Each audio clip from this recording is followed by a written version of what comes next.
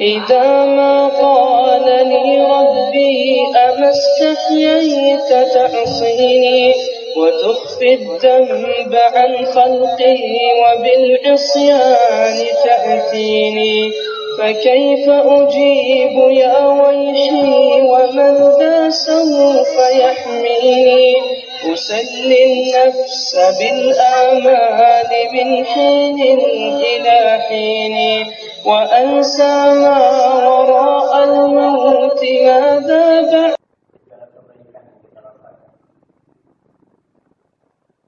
Segala amal soleh yang bisa kita lakukan pada hakikatnya adalah murni karunia Allah kepada kita.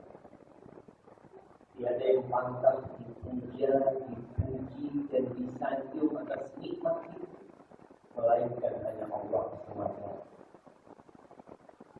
Maka kita tidak boleh berhenti mengucapkan Alhamdulillah Rabbil Alamin. Karena memang hanya Allah yang pantas untuk dipuja.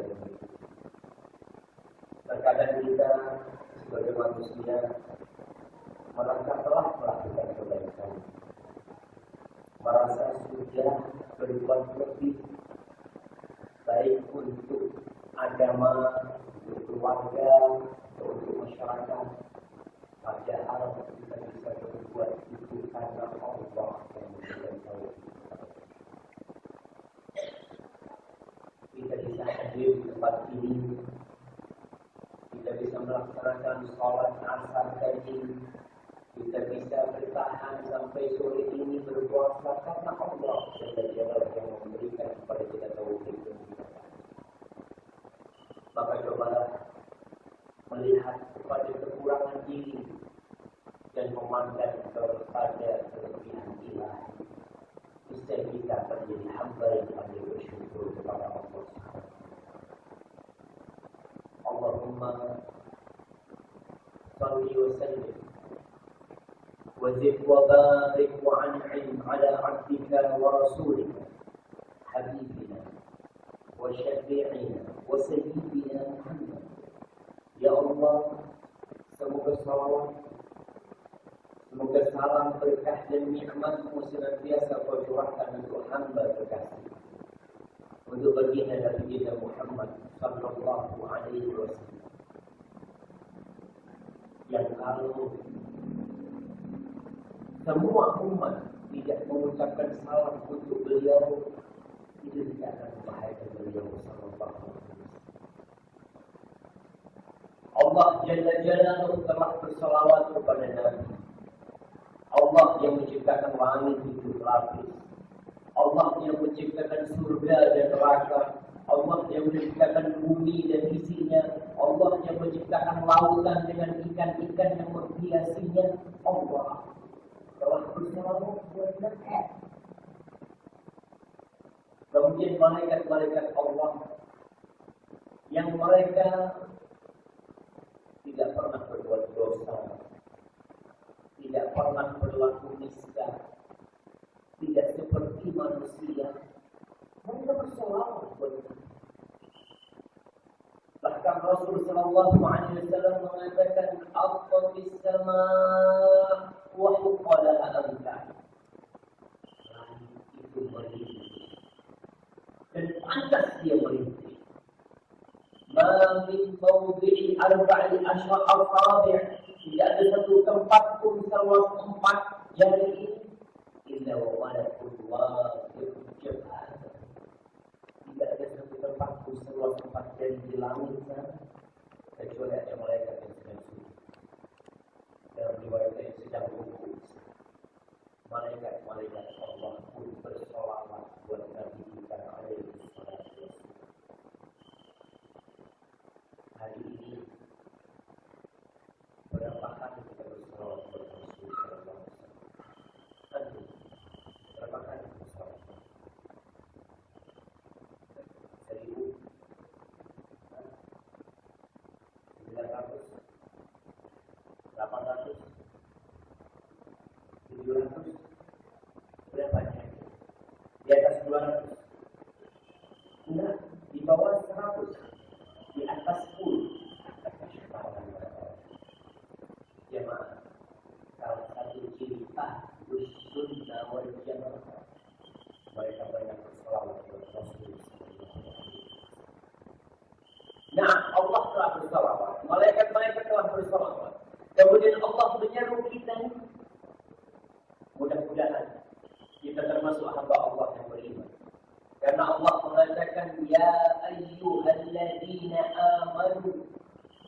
wahai orang-orang yang beriman, yang kata Abdullah bin Mas'ud radhiyallahu ta'ala anhu, "Idza sami'ta ya ayyuhalladzina amanu fa'ar'iha sam'a." Kalau kau dengar ya ayyuhalladzina amanu, pasang dengar. Yang merasa beriman bangun dari tidur. Dengarkan apa kata Allah, sallallahu alaihi wasallam. Bersalat dan bersalamlah kalian untuk Rasul sallallahu alaihi wasallam. Allahumma salli alaihi wa sallim kullama dzakarahu dzakirun wa ghafala an dzikrihi al-ghafilun. Berapa kali kita bersolat kepada Rasul sallallahu alaihi wasallam? Terserah. Kita ini perlu untuk senantiasa diingatkan. Apalagi yang sudah ngaji. Yang sudah ngaji itu biasanya hafalannya banyak. Hadisnya Masya Allah jangan ditanya. Tapi coba ditanya pengamalannya. Tahu itu salat banyak pahalanya. Ketika Ubay bin Ka'ab dan hadis rawahu Tirmidzi datang kepada Rasul sallallahu alaihi wasallam, lalu dia mengatakan, "Ya Rasulullah, inni ukthiru salata 'alaika, fa kam aj'alaka min salati?" Wahai Rasulullah, aku ini banyak bersalawat buat engkau. Berapa persen akan aku tujukan untuk dalam doa-doa yang kupanjatkan kepada Allah Jalla Jalla? Apa kata Rasul sallallahu alaihi wasallam yang diutus rahmatan lil alamin? Beliau mengatakan, "Masyita." Terserah engkau, kita terserah.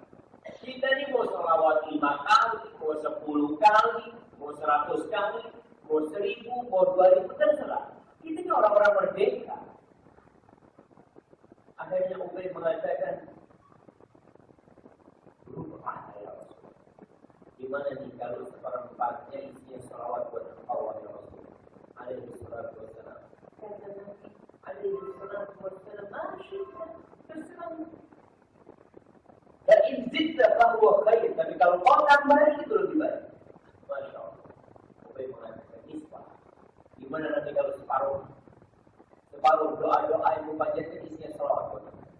Rasul mengatakan alaihi salatu wassalam, "Masyita, terserah engkau. Fa'inzidta fahuwa khair." Tapi kalau kau tambah itu lebih baik. Lalu Ubay mengatakan, "Gimana kalau 2/3?" Nabi kembali menjawab, "Masyita, terserah engkau wahai Ubay, fa'inzidta fahuwa khair." Kalau kau tambah itu lebih baik.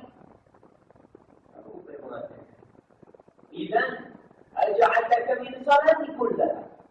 Ya Rasul, kalau itu semua doa aku isinya salawat. Rasul sallallahu alaihi wasallam mengatakan kepada kita, "Idzan tufarhamma wa yughfar laka." Kalau itu yang kau lakukan menjadi Allah akan menghapuskan kegundahan dari hati. Allah akan menghilangkan kegalauan dari jiwa. Masya Allah. Kita di masa banyak orang galau, banyak orang stres, banyak orang jawabnya itu sumpah. Apa bahasa Sulawesi? Ribu. Apa? Ribu. Ribu. Jangan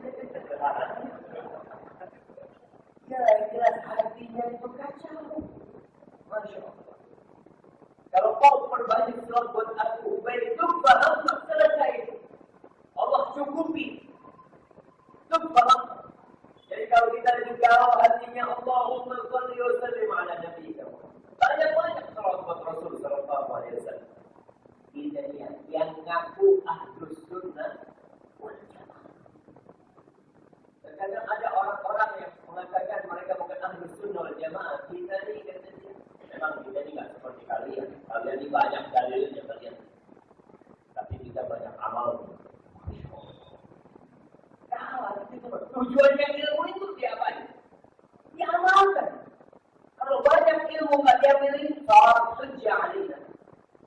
Akan jadi malapetaka buat kita. Ketika ilmu yang kita pelajari tidak kita amalkan, sekedar untuk wawasan, sekedar untuk wah, mana pintar dalam untuk berdebat. Ilmu itu diamalkan. Sahabat ada banyak salawat buat Rasulullah SAW. Kita ni yang mengikut adba'us salaf, kita tak Rasulullah SAW. Itu paham. Akan hilangkan kegalauan, kegundahan dari hati kita. Wayung pada terganggu, dosa-dosa diampuni. Kita cari apa sebenarnya? Rabbana atina fid dunya wa fil akhirati hasanah wa qina adzabannar. Itu terkumpul dengan banyak-banyak bersolawat kepada Rasulullah SAW. Orang yang bahagia itu bukan orang yang banyak duit. Sebagian orang hilang tasnya tapi berbahagia. Ada yang hilang tasnya. Jangan bersedih. Lalu melihat kenapa tas antum yang hilang, tas yang lainnya tidak hilang. Rasulullah SAW mengatakan illa ahabballahu 'abdan. Kalau Allah cinta sama hamba-Nya, Allah kasih ujian.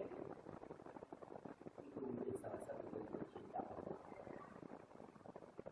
Kadang kita memiliki sesuatu sepeda motor kita pakai, punya kita yang hilang, punya orang lain. Kok bisa maliknya milik punya anak gitu? Kenapa Allahu Akbar? Allah yang sudah berkata hal ini. Maka ingat kita berlapang dada, mudah-mudahan kita dikasih ujian kita kembali kepada Allah Subhanahu wa Ta'ala. Maka dengan banyak bersalawat kita berkata. Kembali lagi, orang yang bahagia itu bukan orang yang banyak harta. Berapa banyak orang yang banyak hartanya tapi dia bersedih. Kenapa? Karena dia takut miskin. Ada orang miskin, pernah ketemu orang miskin takut miskin teman? Pernah jumpa di jalan miskin, saya takut miskin banget. Nggak takut dia miskin, karena dia sudah miskin dia. Tapi yang takut miskin siapa? Orang kaya. Orang yang menjadikan dunia ambisi dia. Apa kata Rasul sallallahu alaihi wasallam? Ja'alallahu faqrahu baina 'ainayhi. Allah jadikan kefakiran, kemiskinan di depan matanya. Banyak duitnya tapi takut miskin. Orang banyak salawat hilang insya-Allah. Allahumma shalli wa sallim ala nabiyyina Muhammad. Dosa-dosa kita akan diampuni. Maka para jemaah, coba sehari perbanyak salawatnya. Apalagi bulan Ramadan.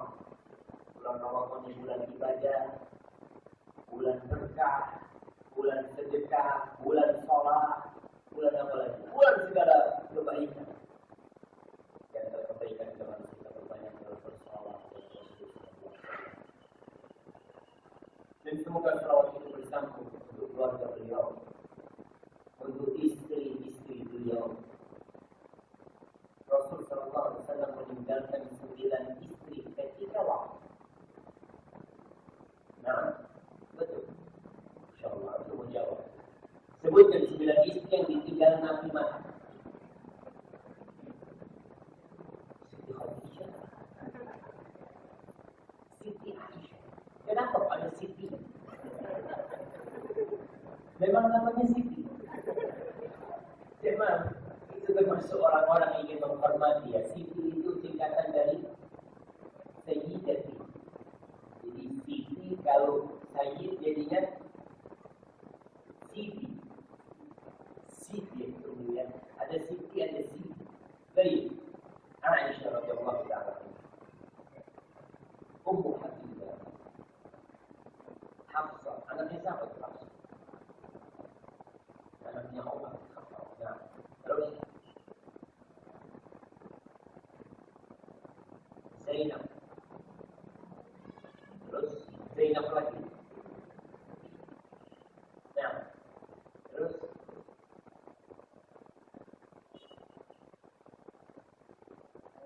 cuma 5. Antum mau nambahin? Pada kasih aja ini. Baik, antum tambahin.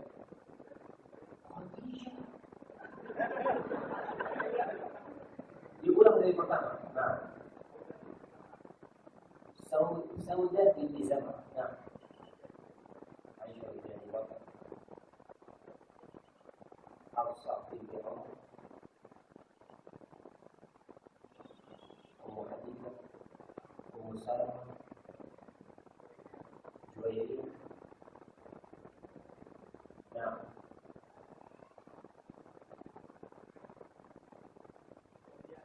Safiyah binti Huyai bin Akhtab, Maimunah, terus Zainab. Nah, Zainab, dua Zainab. Masya Allah, barakallahu fiikum. Terima kasih ya. Baik. Masya Allah.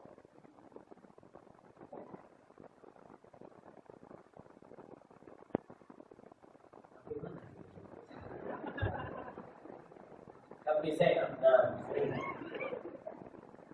Anda mengasih hadiah sama yang istrinya namanya Zainab. Tanpa dia antum yang istrinya namanya Zainab. Jemaah, Ummu Zainab. Istrinya namanya Zainab. Istri bermana? Sepupu. Kita ini anak tetangga, anak sepupu. Yang istrinya namanya Zainab, pada kasih hadiah. Calon istrinya. Enggak ada mah, yang istrinya namanya. Masya, di masjid kan yang istrinya namanya Zainab. Loh, istri Nabi dua namanya Zainab. Putrinya Nabi namanya Zainab. Subhanallah. Itu namanya mulia, jemaah. Hormat. Tapi jangan diganti nama istrinya.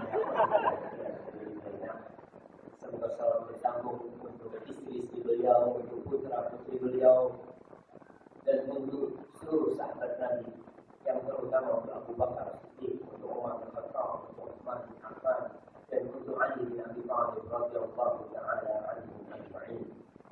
Ada 10 sahabat yang dijamin masuk surga. Itu enggak kata. Apa? Yang 4 sudah. Siapa yang 4 itu? Abdurrahman bin Auf, Talha, anaknya siapa tuh? Talha bin Ubaidillah, Zubair bin Awwam, jamaah ya. Kalau masih nama anaknya itu jangan panjang-panjang. Kita lihat namanya sahabat, namanya Rasul SAW, namanya para nabi. Ada yang 2, 1 semua nama. Kita lihat namanya nabi-nabi dari Nabi Adam, terus sampai Nabi Muhammad SAW. Nama kedua mesti nama bapaknya, Muhammad bin Abdullah, namanya sahabat. Umar bin Khattab, Utsman bin Affan, Ali bin Abi Thalib. Di sini namanya satu orang, Muhammad Hussein Zainal Abidin. Satu orang, insyaAllah. Bapaknya tak disebut. Baik. Talha bin Ubaidillah, Sa'ad bin Abi Waqqas, Sa'id bin Zaid. Nah, satu lagi. Masya Allah. Siapa lagi kasih tahu? Baik, barakallahu fiik. Abu Ubaidah Amir bin Jarrah. Baik. Kita perlu tahu nama istri Nabi, kita perlu tahu nama putra-putri Nabi, kita perlu tahu nama para sahabat Nabi, karena kita di masa krisis idola. Orang mengidolakan manusia-manusia yang entah mereka akan dibawa kemana oleh malaikat. Dan Rasul SAW mengatakan, yuhsyarul mar'u ma'aman ahabba. Manusia itu akan dikumpulkan bersama orang yang dia cintai. Kalau yang dicintai adalah artis-artis, ya, pemain-pemain bola yang kafir, yang menjadi idola dia, bahkan dia pakai baju mereka, foto mereka dipajang, namun tidak cintai. Di mana kiranya anak-anak kita nanti akan dikumpulkan pada hari kiamat. Amma ba'd, ma'asyiral muslimin rahimakumullah, ana dikasih tahu sama panitia tadi, kasih tahu ilmu baru. Apa kalimat? Apa kalimat sari dari batang pohon. Dan masalah, tapi yang jelas, Anda berbahagia sekali bisa sampai ke negerinya atau pulaunya Bapak Wakil Presiden kita, Masya Allah, beliau dari negeri timur sini. Kita doakan semoga Bapak Presiden dan Wakil Presiden kita dijaga oleh Allah Subhanahu Wa Taala dan diberi petunjuk agar mereka dapat meniti jalan yang diberi Allah Jalla Jalaluhu. Ternyata orang Sulawesi baik-baik, Masya Allah. Karena kita datang disambut mereka, sandalnya dibawahi, Masya Allah. Jazakumullah khair, dan Anda bersyukur semoga sebagaimana Allah mengumpulkan kita di masjid ini, kita mengharap Allah Jalla Jalaluhu mengumpulkan kita ke atas surga. Amin ya Rabbal Alamin. Keharmonisan rumah tangga adalah target semua harga. Ketentraman jiwa, kedamaian hati di dalam rumah yang dibangun itu adalah cita-cita semua yang menempuh jalan pernikahan. Allah Jalla Jalaluhu menjadikan pernikahan itu rumah kedamaian, menjadikan pernikahan itu tempat untuk menyusun mawaddah dan rahmah. Allah Jalla Jalaluhu berfirman, "Wa min ayatihi an ja'ala lakum min anfusikum azwaja." Dan di antara tanda-tanda kebesaran Allah Jalla Jalaluhu, Allah menjadikan pasangan kalian dari diri kalian sendiri. Untuk apa? Litaskunu ilaiha. Agar kalian merasa tenteram, merasa condong, merasa damai terhadap istri-istri kalian. Masalah cinta, siapa yang menjadikan cinta? Pemilik cinta. Allah Jalla Jalaluhu.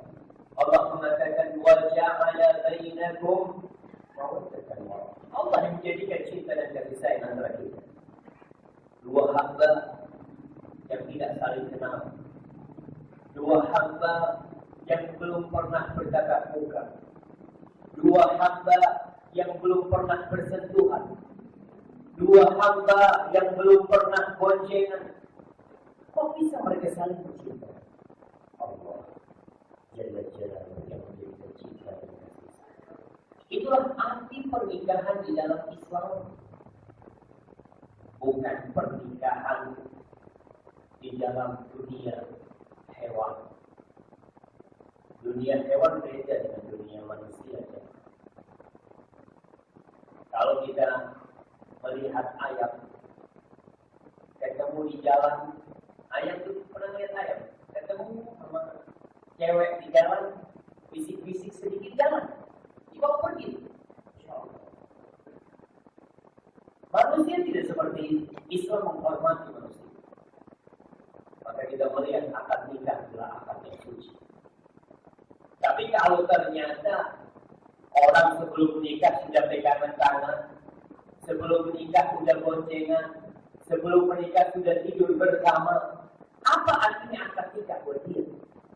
Menghalalkan yang haram? Tidak.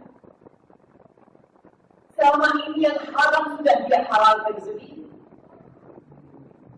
Tapi dalam Islam akad nikah adalah akad yang diridhai Allah Subhanahu Wa Taala. Bukan sekedar mendapatkan buku nikah. Sejak kapan ada buku nikah? Jemaah? Sejak kapan ada buku hijau sama buku warnanya coklat merah? Merah. Benar merah.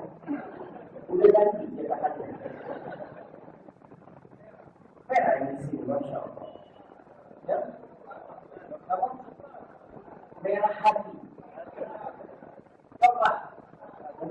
sangat lama. Itu buku baru ada sejak selesai kemerdekaan. Sebelum kemerdekaan nenek moyang kita hanya dapat buku hijau.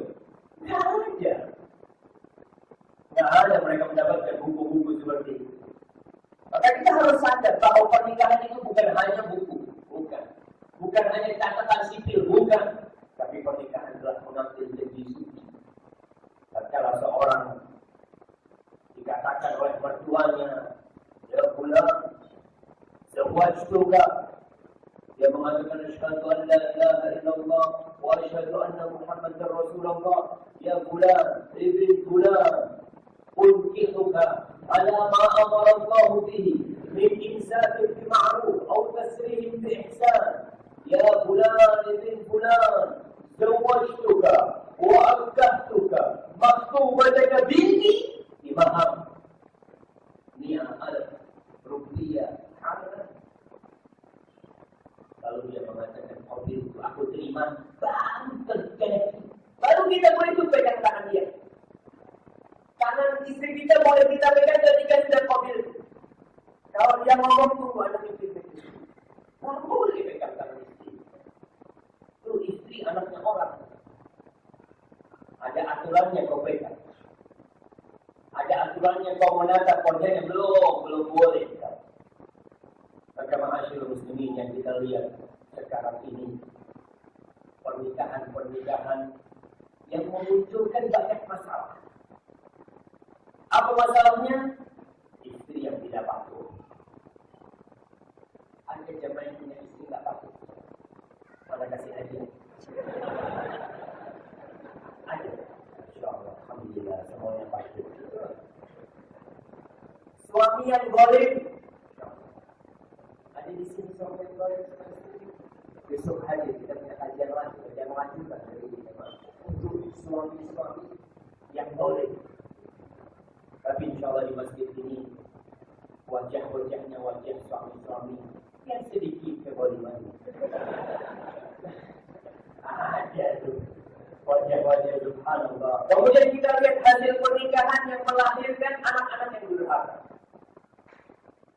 Preman-preman itu lahirnya di mana? Dari rumah. Anak-anak sekarang yang kita lihat nggak tahu di Sulawesi, tapi di Jawa banyak begal. Di Sulawesi ada begal. Mereka dilahirkan di mana? Di rumah tangga yang seperti itu. Mereka terlahir di sana. Kemudian masyarakat yang hidup individualis, memikirkan diri sendiri, gak care sama orang lain, gak perhatian sama tetangganya. Dari mana mereka diciptakan? Dimunculkan dari rumah kita. Bangsa dan negara kita ini yang memiliki presiden, menteri, kemudian muncul ke gubernuran, itu berasal dari mana mereka? Dari rumah tangga, dari dua sejoli yang membangun rumah tangga. Muncullah celah orang-orang itu. Maka yang perlu dipikirkan, kalau ingin memperbaiki negeri yang besar ini, di mana dimulainya? Di rumah tangga. Karena mereka semua berasal dari rumah tangga, dari rumah. Ma'asyiral muslimin rahimakumullah, gimana kita mengatasi problematika yang besar yang dihadapi oleh negeri kita, yang tentunya dihadapi oleh kita sendiri. Di antara sekian banyak masalah, penyebabnya adalah banyaknya pasangan suami istri di rumah yang tidak memperhatikan nilai-nilai dan norma-norma agama. Kawin asal kawin, banyak yang kawin sudah hamil, namun bila muda. Kemudian yang kedua, kurangnya ilmu suami dan istri. Suami lupa kalau istrinya bukan bidadari, istrinya nggak sempurna. Dan istri pun lupa kalau suaminya itu bukan malaikat, punya banyak kekurangan, memiliki banyak kesalahan, dan kesalahan itu adalah wajar karena mereka manusia. Kalau kita berpikir tentang suami istri, suami yang bukan malaikat dan istri yang bukan bidadari, maka kita harus berhati-hati memilih pasangan hidup kita supaya tidak salah pilih. Karena kalau salah pilih jemaah bukan baju. Kalau kita beli baju sampai rumah nggak cukup, kita bisa bilang, bang, afwan bang. Tapi kalau istri, bisa kita datang ke mertua, bang, kayaknya nggak cocok. Nggak bisa dibalikin tuan. Makanya kita harus berhati-hati masalah memilih pasangan hidup itu. Si istri pun seperti itu. Ketika dia masuk ke rumah, dibawa oleh suaminya, dia lihat, ya Allah, na'udzubillah, na'udzubillah. Kok dapat suami kayak gini ya? Dia mau membalikan sulit. Dia harus hadapi itu. Terus jemaah, ada 3 peristiwa dalam kehidupan kita yang penting untuk kita pikirkan. Yang pertama, telah hilang. Yang kedua, pernikahan. Dan yang ketiga, kematian. Kalau lahir kita nggak bisa milih. Ya udah, kita lahir, lihat bapak kita, masya Allah, bapak kita kulitnya putih, gelap. Kita nggak bisa milih. Oh, lahir dapat ibu yang cantik, alhamdulillah. Ada yang lahir dapat ibu yang kurang cantik, ya udah mau gimana? Kita nggak bisa milih. Kematian kita juga nggak bisa milih. Datang pada saat, tapi pernikahan Allah menyuruh kita memilih.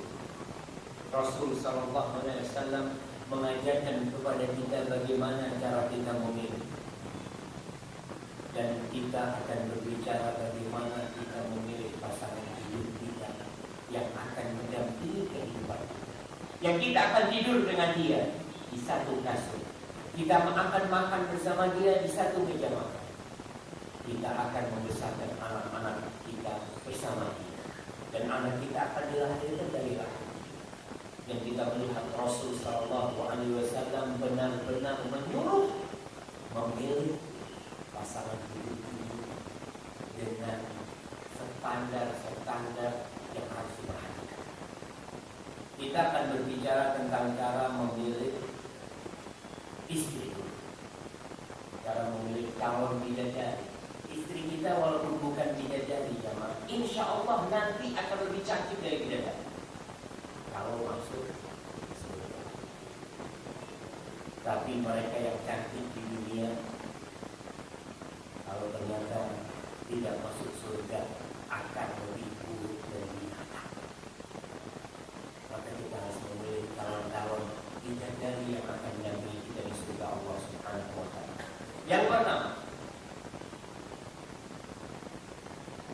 jangan memilih mahram. Nggak boleh kita menikah dengan mahram kita.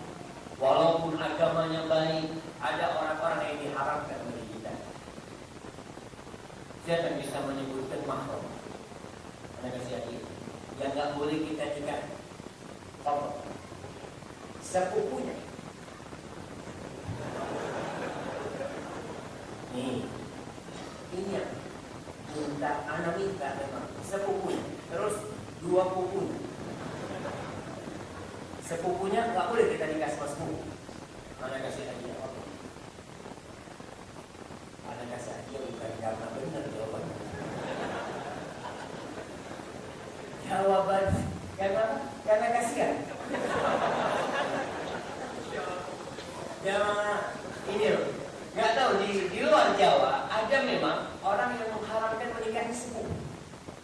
Di mana? Ada di sini, di Sulawesi.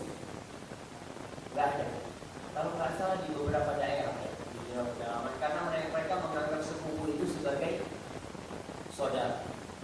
Di surat An-Nisa, baca di surat An-Nisa ayat 22, 23, 24, di 23 Allah mengatakan qurimat alaikum ummahat. Yang nggak boleh menikah itu ibu kalian. Wa banatukum, putri kalian. Wa akhwatukum, saudari kalian. Wa ammatikum, wa ammatukum, bibi kalian dari bapak. Wa khalatukum, di bahasa Arab itu jamaah, Masya Allah, bahasa Arab itu bahasa yang kaya sekali. Dibedakan antara bibi dari ayah dan bibi dari ibu. Apa di bahasa Sulawesi juga seperti itu? Sama kan? Kita bahasa Indonesia juga sama, paman sama bibi.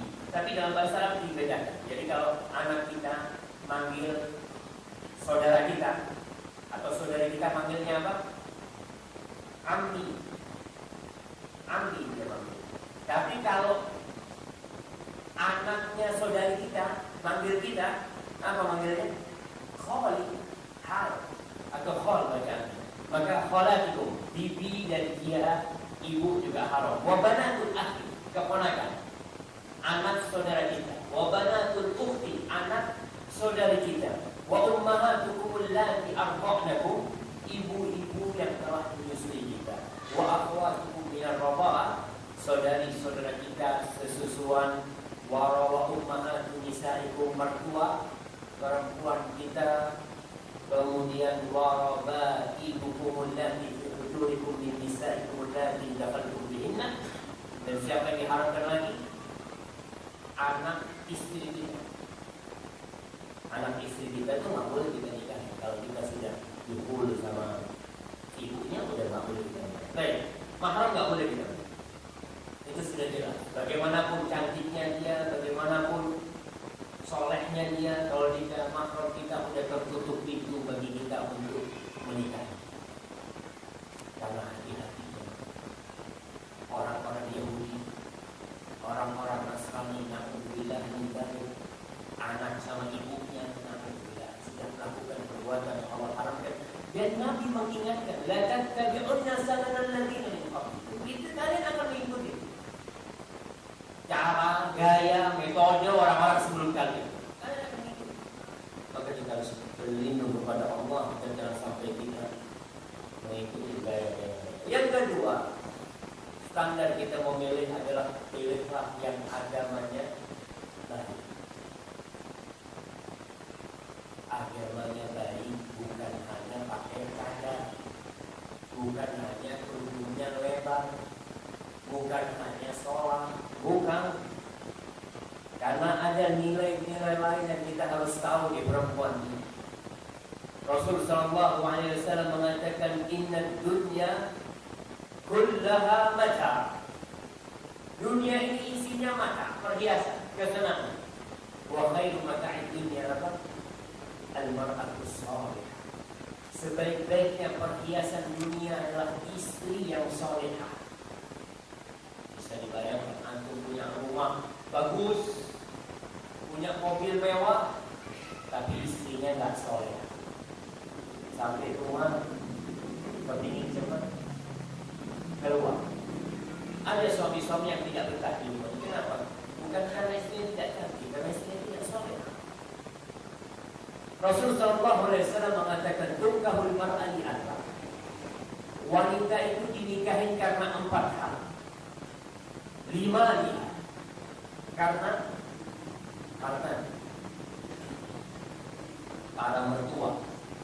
Hati-hati, kalau ada ikhwan yang melamar anak kita gara-gara harta, kesian anak kita. Anak kita hanya jadi tunggangan untuk mendapatkan harta.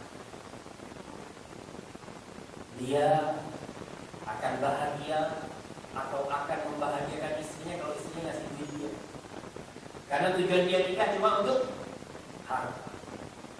Dan hati-hati, ini realita yang ada. Rasulullah SAW menceritakan tentang model-model manusia yang menikah karena harta ada, dan kita harus berhati-hati. Karena kita akan tersiksa dengan orang seperti itu. Nanti itu akan beroboti mertuanya, akan mengambil hartanya mertuanya. Tapi boleh ya mak, kita katakan boleh gak kita menikah sama janda kaya? Boleh, sama anak apa-apa. menikah sama janda, yang penting kaya. Jelek apa-apa jelek, yang penting banyak fulus. Kenapa anak ini sudah susah hidup sana, dulu jualan herbal kalau pulang.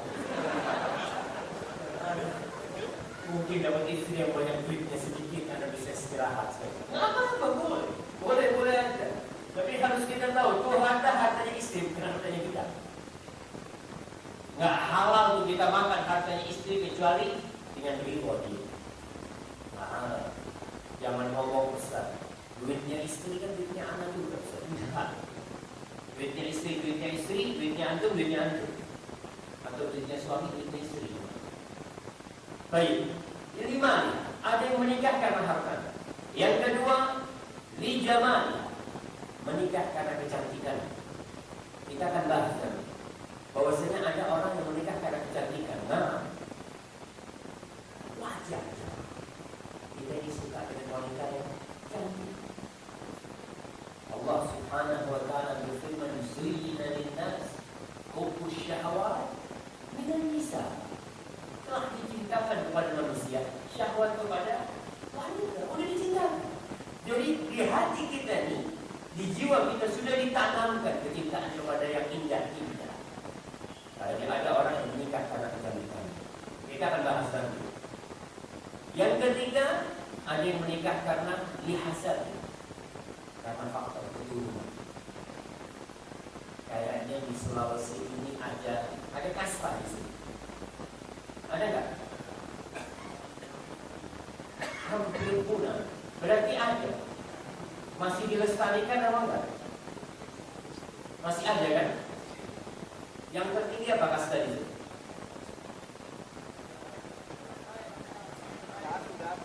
Datuk. Oh iya, Datuk. Di bawahnya Datuk Andi. Di bawahnya Andi Daeng. Di bawahnya Daeng.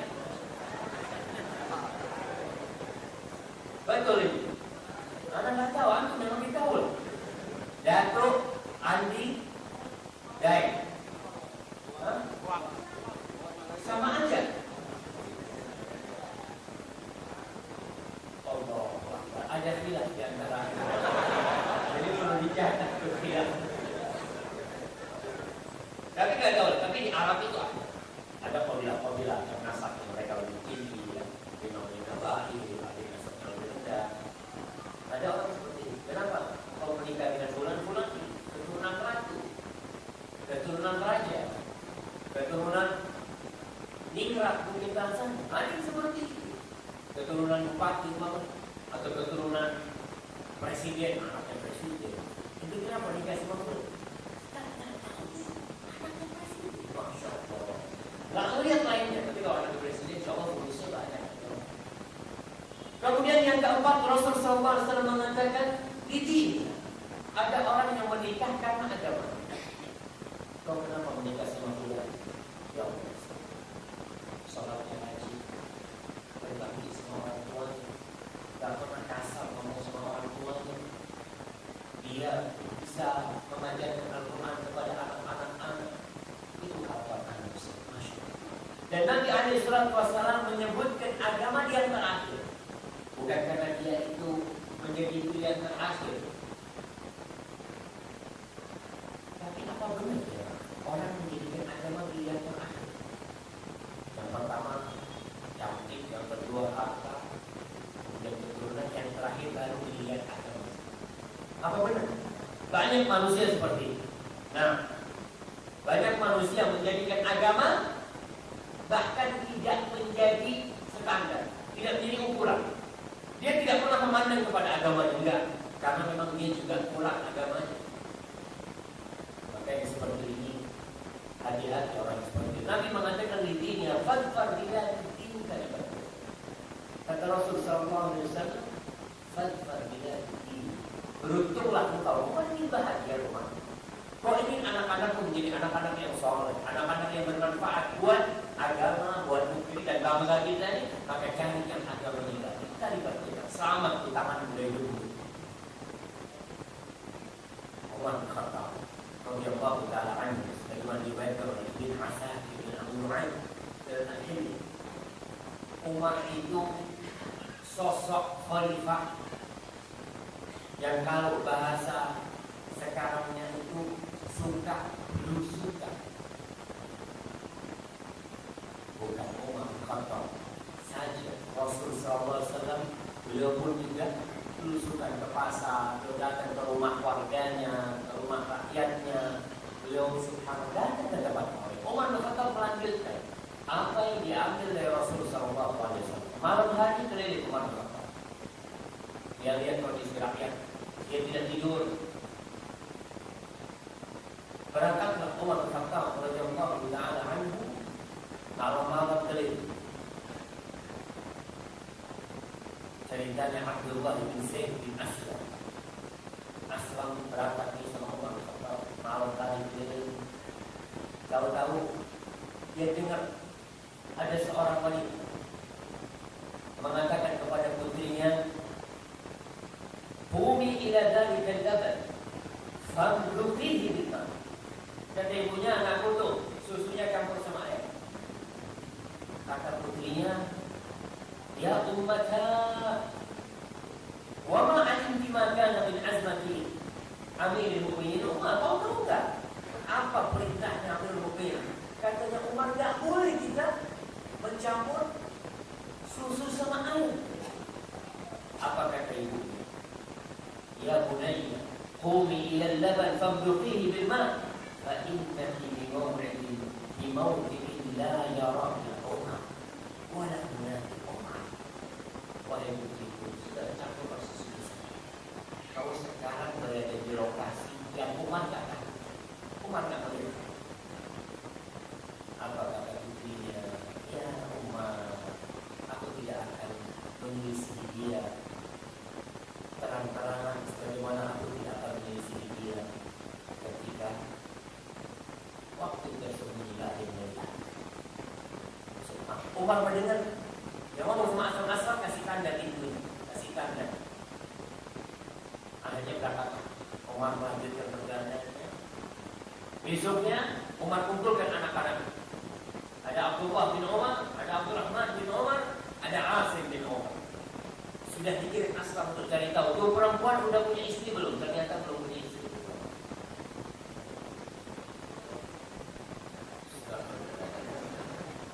Tuh perempuan belum punya suami. Inilah kalau sudah puasa lumayan. Kadang-kadang baik, belum punya suami. Akhirnya Umar tanya, siapa yang mau kawin? Kata Abdullah bin Umar, aku sudah punya istri.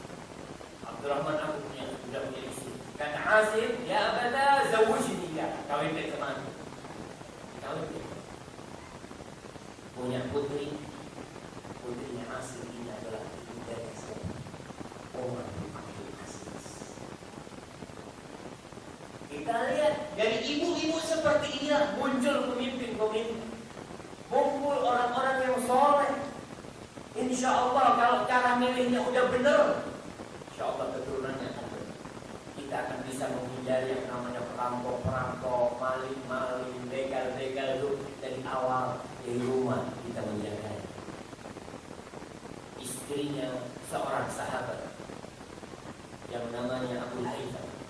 Abu Haytham Al-Ansari. Dia ditanya sama Rasul SAW, "Ya Abu Haytham, hal indaka khatib?" Abu Haytham, kau punya pembantu? Enggak punya, Rasul.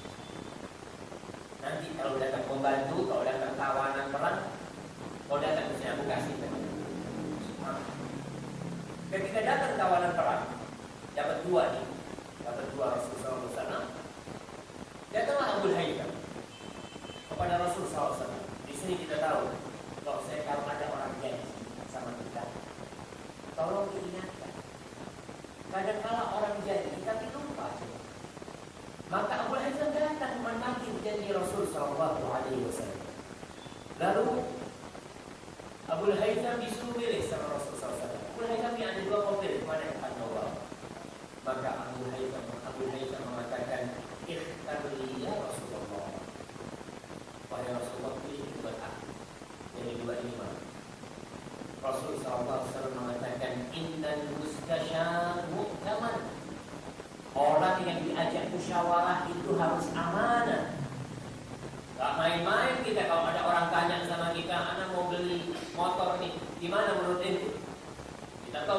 punya sahib kita. Bagus. Padahal sudah kong kali kong, dia ada kasih ditolak. Al-Mustasyar utama, dia akan diminta bertanggung kepada Allah Subhanahu wa taala. Akhirnya Rasul sallallahu alaihi wasallam mengatakan, "Fakhudh hadza fa inni ra'aituhu yusalli, istawsi bihi ma'ruf." Kata Rasul, ambil yang ini, yang satu. Ini tadi aku melihat dia sholat. Kau jaga dia, jangan. Cara yang baik, Pak, yang ma'ruf. Akhirnya pulang, dibawa kepada istri. Cerita kepada istri, ini istri yang soleh. Bahwa saya Rasulullah SAW ngasih wasiat supaya aku berbuat baik sama dia. Kata istri, "Ma anta bibalighin ma qala fihi Nabi SAW illa an tu'tiqa." Kau tidak akan bisa mencapai wasiat yang Nabi sampaikan tadi.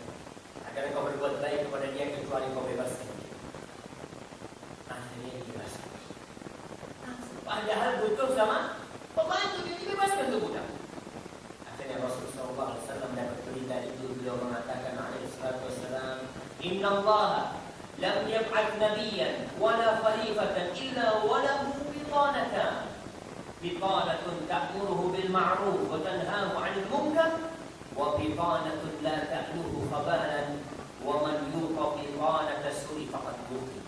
Kata Rasulullah SAW, Allah tidak pernah mengutus nabi atau khalifah yang sebagai pengganti nabi kecuali Allah jadikan bagi mereka itona, teman-teman atau menteri-menteri yang mendampingi mereka. Ada dua. Ada menteri-menteri yang baik, yang menyuruh kepada kebaikan dan juga kepada kemungkaran. Ada menteri-menteri yang senantiasa menyuruh kepada kemungkaran. Rasul memberikan isyarat bahwa istrinya Abu Haytham termasuk yang menyuruh kepada kebaikan. Karena ada istri-istri yang mafatihul bil khair, kunci kebaikan. Kita punya istri yang baik, masya Allah. Pulang ada duit, apa kata istrinya, bang, nggak bawa duit, nggak apa-apa, yang penting abang pulang. Tapi kalau istri-istri yang miftah disyar, kunci-kunci keburukan, suaminya pulang keringetan, udah masya Allah. Kata istri, bang, ada duitnya bang? Ada duit. Bang, kalau tak pakai duit, datang ke rumah jangan pulang. Gimana kita dapat istri cantik kami seperti itu? Ingat, carilah istri yang soleh, yang agamanya baik. Gimana cari istri yang soleh? Di mall, di pasar, kita harus hati-hati. Itu pasangan hidup kita. Abul Aswad Ad-Du'ali, dia seorang tabi'in, teman Ali bin Abi Thalib radhiyallahu ta'ala anhu. Dia mengatakan kepada anak-anak, katanya, "Ahsantu ilaikum saghiran wa kabiran wa qabla an tulad." Kata bapaknya, aku ni berbuat baik kepada kalian wahai anak-anakku ketika kalian kecil, ketika kalian besar, dan sebelum kalian dilahirkan. Kata anaknya, gimana bapak? Kau bisa berbuat baik kepada kita sebelum jadi istri, padahal kita belum dilahirkan. Apa kata Rasul kita? Ikhtartu lakum umman la tu'ayyiruna biha. Aku pilihkan buat kalian seorang ibu yang tidak menjadi bahan ledekan buat kalian. Betul, jangan sampai kita mencarikan buat anak kita ibu-ibu yang umpamanya jadi wanita nakal dan dia mungkin selingkuh. Gimana maunya anak kita? Tatkala memiliki ibu-ibu yang seperti itu. Ma'asyiral muslimin rahimahullah. Yang ketiga, cari wanita yang subur, yang banyak anak. Rasul sallallahu alaihi wasallam pernah kedatangan seorang lelaki. Dia mengatakan, "Inni asabtu imra'atan dzata hasabin wa jamal, wa innaha la talid, afa atazawwajha?" Wahai Rasul sallallahu alaihi wasallam, aku ni dapat perempuan yang cantik, yang memiliki kedudukan perempuan. Cuma sayangnya dia itu mandul. Gimana? Aku menikahi dia kan?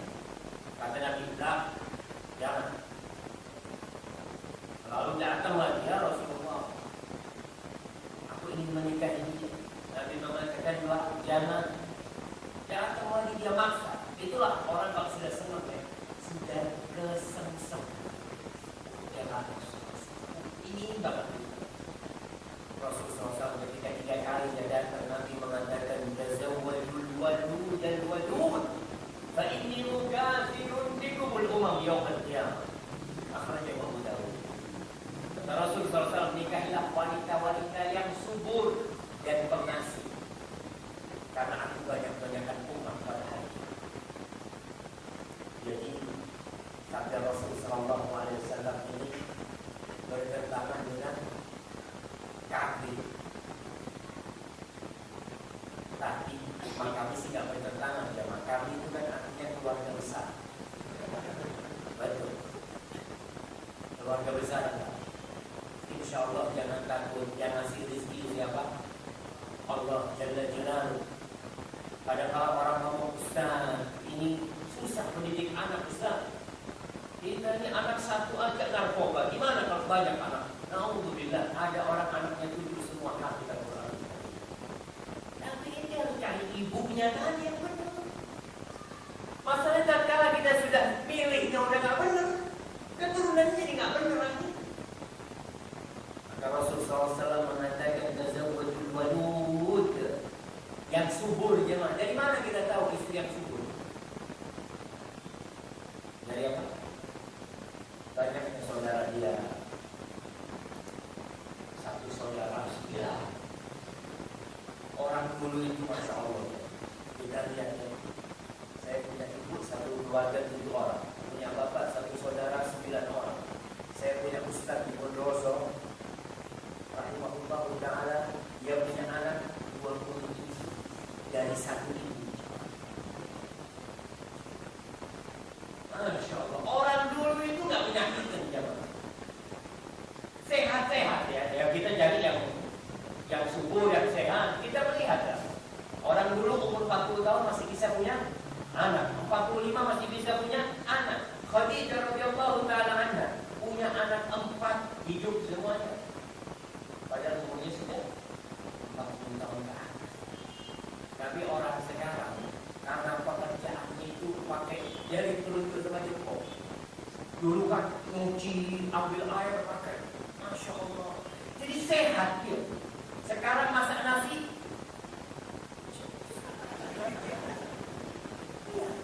nyuci, pencet. Cuci piring juga ada kan? Masukin pencet. Semuanya pakai pencet. Ketika check up ke dokter, yang sehat apanya? Sehat. Karena ini sering gerak nih jadinya. Tapi yang lainnya nggak pernah gerak.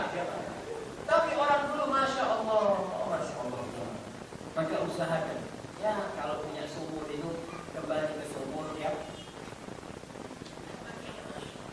Jadi istri kita sehat. Orang dulu Masya Allah, lahir pagi, siang anak nasi. Nah, lahir pagi, siang anak nasi. Sekarang lahir hari ini sebulan gak gerak. Kata dokter supaya rahimnya atau apa gimana subhanallah. Itu yang harus kita lihat. Al-walud yang banyak lihat dari keluarga. Kalau ada yang mandul atau gimana ditakutkan. Ma'asyiral muslimin rahimakumullah. Yang keempat, carilah wanita yang al-walud, yang penyayang, yang pengasih. Karena Rasulullah SAW menggabungkan sifat yang tadi, tazawwajul walud dan walud, yang banyak anaknya yang pengasih. Karena kalau banyak anaknya nggak pengasih, bahaya anak kita, nggak diurusin sama dia. Bikin anak dilepas, kemudian dikasih pagar sama dia, nggak lepas sama anak. Subhanallah. Ada kan orang-orang yang anaknya dikasih tali ya. Nah, itu pernah lihat? Masya Allah. Kalau mungkin di tempat-tempat ramai mungkin lah, atau lah kenapa maka ikhlas dia sama anaknya sama. Jadi mana kita tahu istri kita adalah penyayang? Kita lihat bagaimana dia sama anak kecil. Ada perempuan-perempuan kalau melihat anak kecil, Masya Allah, dia gendong ya, dia sayang itu anak kecil. Oh, dia pengasih. Tapi ada wanita kalau ada anak kecil, pinggir. Oh, ini anak-anak suruh pinggir sama ibunya. Nah, dari situ kita sudah tahu, oh ini pengasih atau enggak.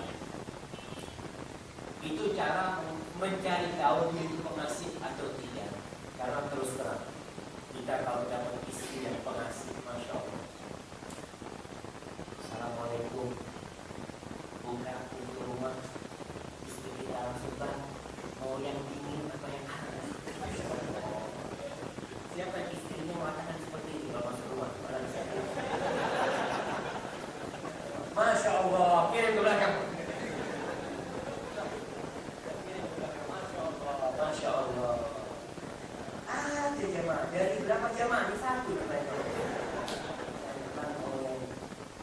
Ada orang-orang kalau masuk rumahnya, Fulan, Umar Fulan, dicari istrinya kemana? Oh, istrinya lagi goreng ikan.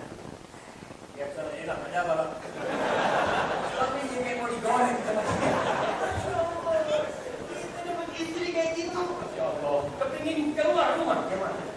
Maka cari istri yang mengasihi, Masya Allah. Yang tidak sampai rumah dipijit, Masya Allah, tercapai rusak kelengarnya, Masya Allah. Itu istri yang pengasih. Kemudian yang kelima, cari istri yang cantik dan enak dipandang. Masya Allah. Islam tidak mengesampingkan masalah condongan jiwa manusia kepada yang cantik. Tidak. Bahkan Rasulullah SAW ketika ada seorang sahabat yang hendak menikah, apa kata Rasulullah SAW? Hal nabarta ilaiha, fasdaq itu. Belum. Orang undur ilaiha, lihat dulu. Jangan sampai kau tak melihat. Soalnya kalau tak melihat hanya sekedar dapat informasi, takut tidak sesuai dengan yang dalam bayangan.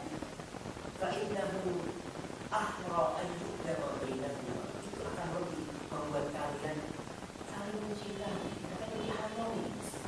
Kalau kita tahu, kita nggak beli kucing dalam karung. Kalau kita mau menikah, lihat dulu.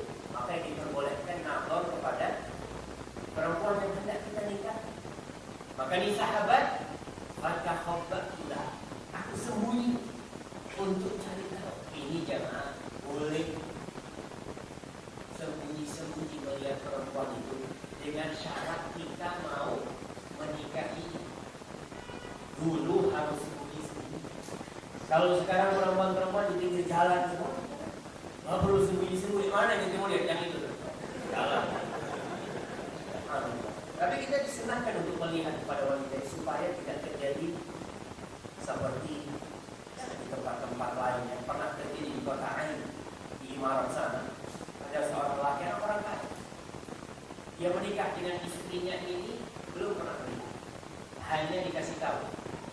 Oh ya, orang kalau dikasih tahu istrimu itu maju, istrimu itu pipinya seperti ini, rambutnya seperti ini, udah mulai.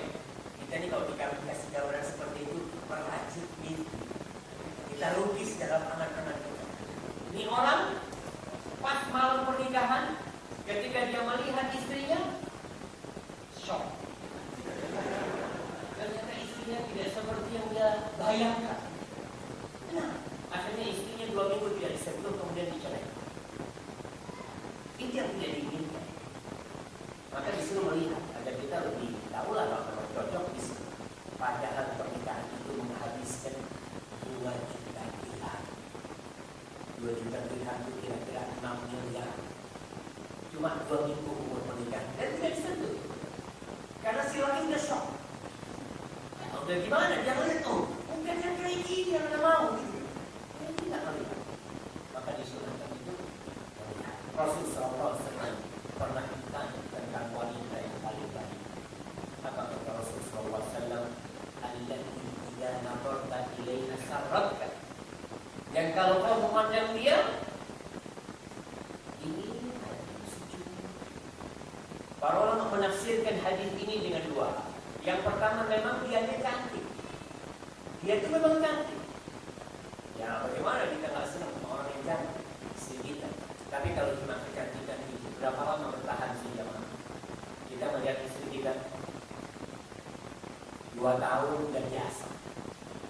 Ya anak kira ini cantik banget juga, terbiasa. Nah, itu wajar itu karena sudah terbiasa. Antum melihat, ketika melihat mobil itu di showroom ya, Masya Allah, sangat kecil. Sampai rumah tiap hari ngelihat, yes. Nah, apalagi ada istri-istri yang awal nikah beratnya berapa? 48. 2 tahun 84. Rasul sallallahu alaihi wasallam mengatakan yang kau pandang hatimu jadi tenteram. Jadi kalau sekedar kecantikan fisik bisa berubah. Yang kedua yang dimaksud Rasul adalah syaratnya adalah karena dia pandai bersolek. Dia pandai mengambil hatinya suami. Subhanallah. Ada istri yang cantik, tapi ketika kita masuk rumah, Masya Allah, dia sibuk dengan dirinya. Dia biasanya ada yang pakai roll, rambutnya di roll, kasih bawang, kasih bawang, kuah. Suaminya ditembak sama baju daster yang udah robek-robek, udah datang suami itu. Suami melihat istrinya dalam kondisi seperti itu. Ya Allah, masa seperti itu? Tapi ada istri yang mungkin dia itu tidak terlalu kuning langsung, tapi dia pandai bersolek. Ketika suaminya datang, selalu dia dalam kondisi cantik buat suami. Selalu dia datang dengan aroma yang harum, ini yang dimaksud Rasulullah SAW. Masuk rumah, melihat istrinya, Masya Allah. Dia mengatakan istri, aku kalau di luar rumah, ya udah aku pikir hanya diri. Karena istrinya seperti itu. Maka tolong di rumah nih, dari istri-istri memang yang pandai bersolek, diajarin bersolek, beliin baju-baju yang seksi-seksi, tapi jangan pukul sama tua. Karena nggak boleh itu khusus buat antum. Tapi dianjurkan istri itu bersolek buat suami, cari istri yang enak dipandang. Itu kata Rasulullah SAW. Kemudian yang keenam, cari istri yang maharnya sedikit. Masya Allah, kalau bilang maharnya kita ketemu mahar itu.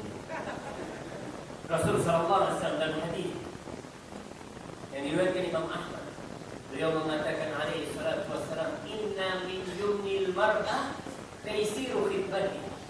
Termasuk dari berkahnya perempuan itu melamarnya mudah. Wa taisiru rahimiha, lahirnya gampang melahirkan. Itu termasuk berkah. Jadi kita kalau mencari istri, cari yang maharnya. Di sini pasarannya berapa mahar? Mana? Berapa? 50 ke atas. 20. Yang menikah pakai 10 juta, kata ada cuma 1 juta, Masya Allah. Ada 10 juta. Yang nikah dengan 1 juta, Masya Allah, ada di belakang jemaah. Berarti isu yang mengatakan kalau di Makassar itu mahal-mahal. Soalnya anak punya teman dari Madinah mau nikah. Katanya suruh sediakan sapi 10 ekor. Enggak jadi, dia nikah di Jawa. Masya Allah. Nikah di Jawa 1 juta, alhamdulillah. Tapi memang Anda dengar di Sulawesi ini masih ada tradisi yang mahal-mahal, yang sampai 100 juta, 200 juta. Katanya kalau itu anak sudah berangkat haji, dihitung ongkos hajinya. Itu betul nggak? Betul, katanya betul ya Mak. Kalau dia lulus kuliah, dihitung lagi tuh. Biaya kuliahnya 4 tahun ini 40 juta. Haji kalau plus lebih mahal lagi. Bisa. Wallahu a'lam. Makanya jangan cari yang seperti itu. Cari yang murah. Yang mahalnya subhanallah. Ya nggak sulit kok. Tapi kalau memang tradisinya seperti itu dan kita melihat ini wanita solehah besar, cuma keluarganya yang seperti itu, gimana caranya? Bismillah. Datang ke orang tua. Minta mahar berapa? 100 juta. Nggak bisa. Oh, Anda kasih 500 juta. Tapi utang. Kredit. Gak apa-apa dia. Boleh. Cuma dalam Islam itu menikah kredit itu boleh. Jadi ketika akan nikah kan mesti disebutkan kontan atau kredit. Bilang Pak, saya kalau 100 juta kontan nggak bisa, tapi 500 juta kredit. Kalau istri kita solehah, kita bisa nego. Kita setelah 2 tahun, maafkanlah kalau bisa bayar. Itu halal nih mah, halal. Ketika istrinya mengatakan, udah aku halalkan, udah selesai.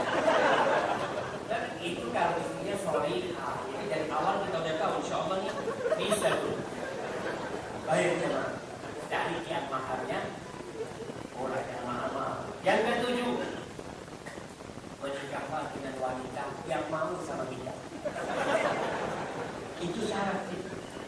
Karena kalau tidak ada wanita-wanita yang dipaksa sama orang tua, akhirnya bahaya.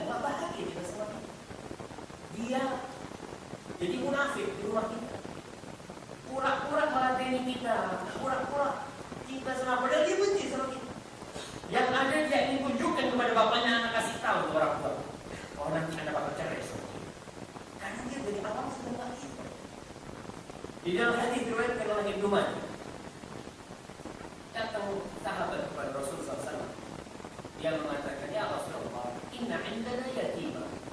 Kita ini punya anak yatim perempuan. Waqad khatabaha rajulun mu'min. Anak sampai jam berapa ceramah? Anak Ustaz jam terus. Nah, siap insyaallah. Masih tinggal 5.30. Ini kalau jam Jawa berapa satu jam? Nah, soalnya jam anak masih jam 16 lewat 11 dari kajian ya. Baik, kembali ke hadis ini. Dia datang, ya Rasulullah, kita punya perempuan anak yatim ini. Ada yang melamar nih, 2 yang melamar. Satu, rajulul mu'dam atau mu'dim. Satu yang gak punya duit, miskin orang. Yang kedua kaya. Kita ini kepingin dia kawin sama yang kaya. Tapi itu perempuan milik yang miskin. Gimana ceritanya ini Rasulullah? Maka Rasulullah SAW mengatakan, lam yura ilmu kahabir. Tidak dilihat orang yang wanita seperti mereka orang menikah. Kawinkan dengan yang dia suka. Karena Rasulullah SAW melarang kita ini kalau memaksa anak perempuan untuk dinikahkan nggak boleh. Karena kesian ketika dia harus menikah dengan seorang yang dia benci, yang dia tidak suka. Maka kalau tidak menikah, itu harus cerita. Perempuan ini mau nggak sama anak? Jangan-jangan nanti dipaksa sama orang tua. Tapi kalau itu perempuan soleha, perempuan yang taat sama orang tuanya, insya Allah menjadi baik. Lalu yang kedua, cari yang perawat, carikan gadis. Karena Rasulullah SAW mengatakan kepada Jabir ketika dia menikah dengan janda, halla bikran ya Jabir, kenapa kau nggak cari yang gadis? Padahal Nabi menikah sama siapa? Sama janda. Yang belum nikah sama janda. Tapi beliau menganjurkan agar seorang menikahi gadis kalau bisa. Tapi kalau nggak bisa, karena kalau gadis itu belum pernah menikah dengan orang lain. Dalam artian kita orang pertama. Tapi kalau dia janda, kadang-kala dia akan mengatakan, enakan suami yang dulu, lebih baik suami yang dulu, kalau seperti itu. Kan dia tidak harmonis sama tanda. Ketika dia mengungkit suami dia yang lalu, dia mengatakan dalam suami yang dulu nggak kayak apa. Masya Allah, itu sedih hati juga.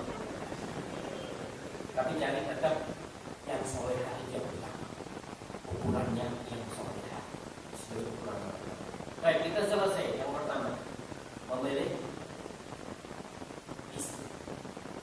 Bagaimana memilih suami? Ingat, suami itu penguasa di rumah. Dia bukan malaikat, tapi dia juga memiliki kebaikan-kebaikan yang harus dipertimbangkan. Wanita ketika menikah dia akan menjadi tawanan di rumah itu. Diriwayatkan dari Asma binti Abu Bakar, dia mengatakan,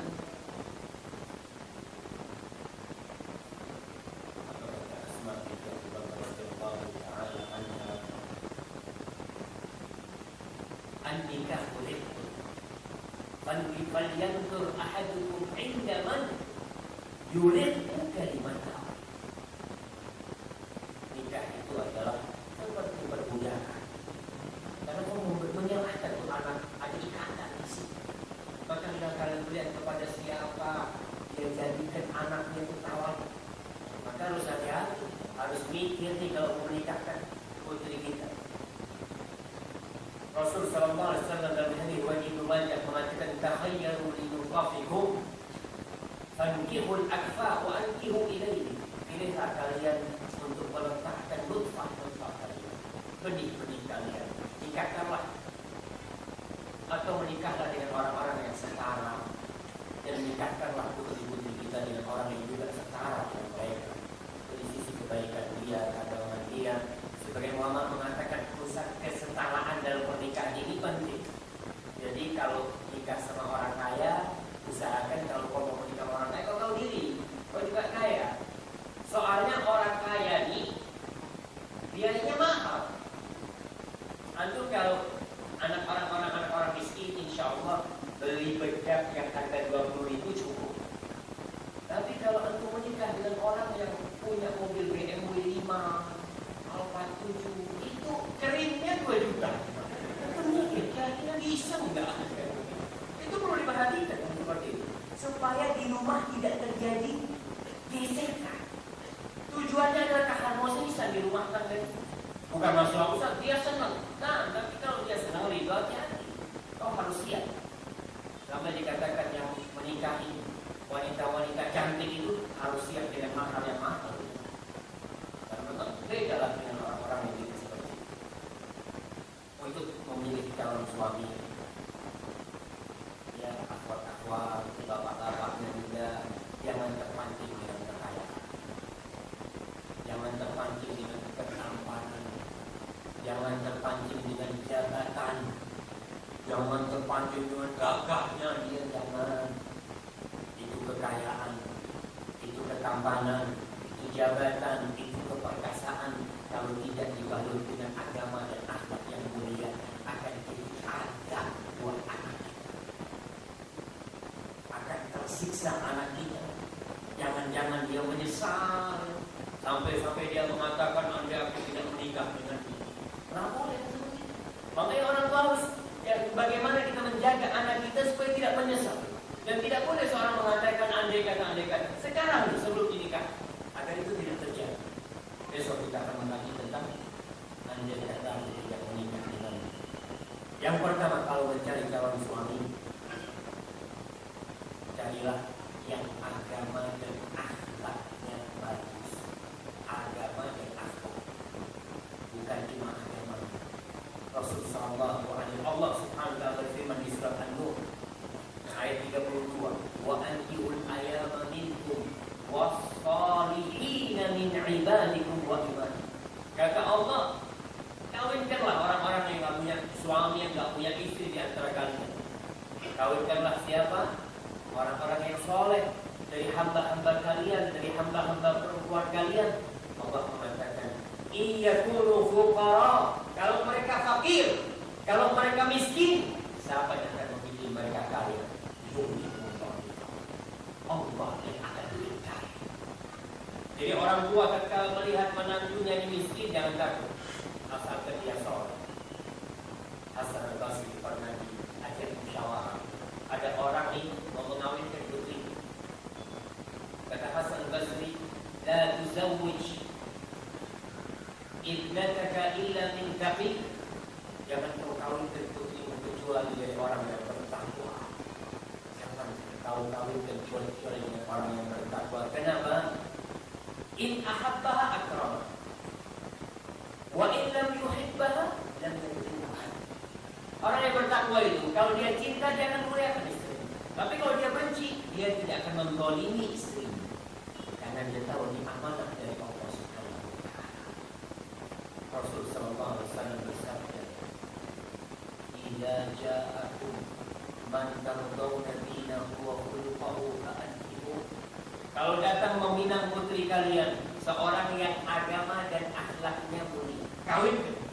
Wa illa takun fitnatun fil ardi wa fasadun 'alim. Kalau tidak, seperti yang kita lihat sekarang.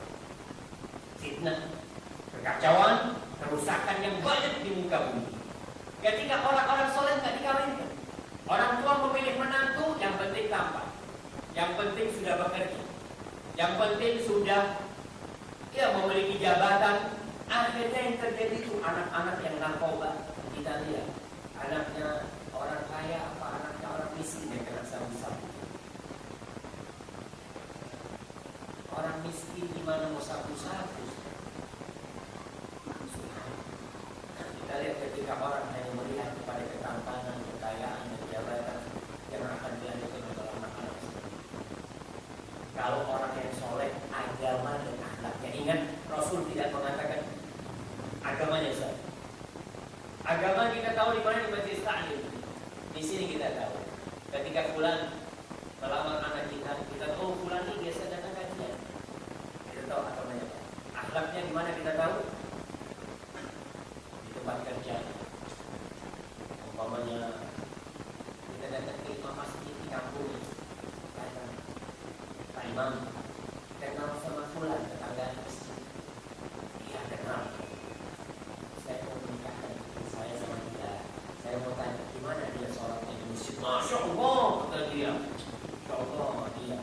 Dia itu ke masjid kalau hari Jumat saja. Hari Jumat saja udah ketahuan ya agamanya. Dari situ kita tahu agama. Tapi kalau kita tahu, bulan Masya Allah di shaf pertama dia, setiap sholat subuh dia di shaf pertama, Masya Allah, tahu kita akan. Untuk tahu akhlaknya kemana, datang ke guru, datang ke sahih-sahih, datang ke kantornya tanya, kenal sama fulan? Oh fulan, sahih mana? Dia itu Masya Allah sih, orangnya kalau sholatnya baik, ngajinya baik, cuma kalau bayar utang itu sulit banget. Dia udah 2 tahun utang kemana gak bayar-bayar. Ini udah ketahuan nih akhlak. Coba. Adakah orang sholatnya baik, ya, tapi ngomongnya pedes, sukanya bikin orang. Akhlaknya tidak baik. Seharusnya agama dan akhlak itu bersandingan. Seharusnya. Karena Rasulullah SAW mengatakan, akmalul mu'minina imanan ahsanul khuluq. Orang yang paling sempurna keimanannya di antara orang-orang mukmin adalah yang paling baik akhlaknya, bukan yang paling banyak hafalannya, bukan. Oke, hafalan itu kebaikan dia, sholat dia kebaikan dia, tapi ini anak kita akan kawin, akan tinggal di rumah sama dia. Dan kalau sudah di rumah adalah pergaulan yang diharapkan. Bagaimana dia bisa menjaga anak kita nanti kalau bisa menjadi istri, kalau sudah menjadi istri misalnya. Para sahabat mengatakan, ya Rasulullah, gimana kalau orang ini ada kekurangan? Ya mungkin gak ganteng, mungkin gak kaya, mungkin bukan orang berkedudukan. Rasulullah SAW mengatakan, idza ja'akum man tardawna dinahu wa khuluquhu fa'ankihu. 3 kali berjumlah, kawin. Nabi Musa alaihissalam ketika mau dikawinkan dengan anaknya Syuaib, apa kata putrinya Syuaib? Inna khaira man istajarta al-qawiyyu al-amin. Yang kuat gagal, Nabi Musa ini gagal. Masya Allah. Beliau dorong satu orang langsung mati. Tapi kalau kekuatan itu tanpa amanah, anak kita akan jadi bahan tamparan dia. Tapi Nabi Musa al-qawiyyu al-amin. Maka carilah istri yang kuat dan bapak tapi yang amanah untuk putri. Yang kedua, carilah suami yang bisa memberi nafkah.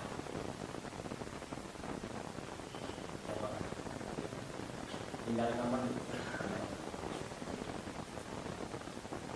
Nah, baik. Ketika sahabat Nabi Fatimah binti Qais ini diceraikan oleh suaminya, kemudian dia menanti masa iddahnya untuk menikah. Rasul SAW ngomong sama Fatimah, nanti kau kalau sudah selesai iddahmu, kau datang kepada aku, kasih tahu aku. Ternyata Fatimah dilamar oleh 2 orang. Yang pertama dilamar oleh Muawiyah ibn Abi Sufyan, yang kedua dilamar oleh Abu Jahal. Ya Rasul, aku dilamar oleh 2 orang, Abu Jahal dan Abu Sufyan dan Muawiyah bin Abi Sufyan. Mana yang lebih?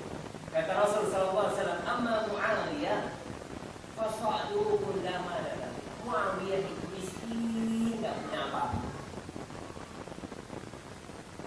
Wa amma Abu Jahal, kalau Abu Jahal itu fala yadau asahu an 'atiqi. Dia enggak pernah meletakkan tongkatnya di pundak.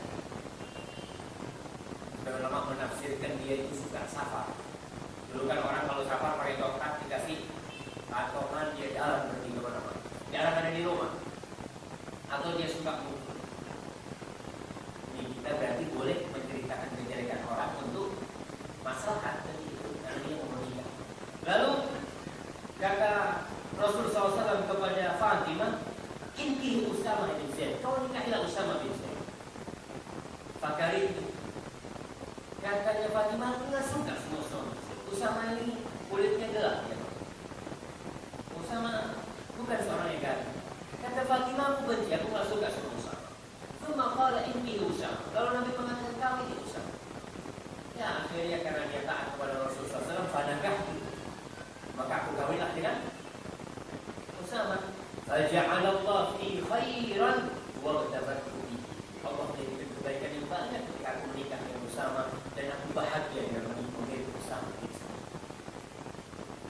Masyaallah muslimin rahimahullah. Nih kalau laki itu cukup dua. Nggak perlu banyak. Yang pertama akhlak dan agamanya.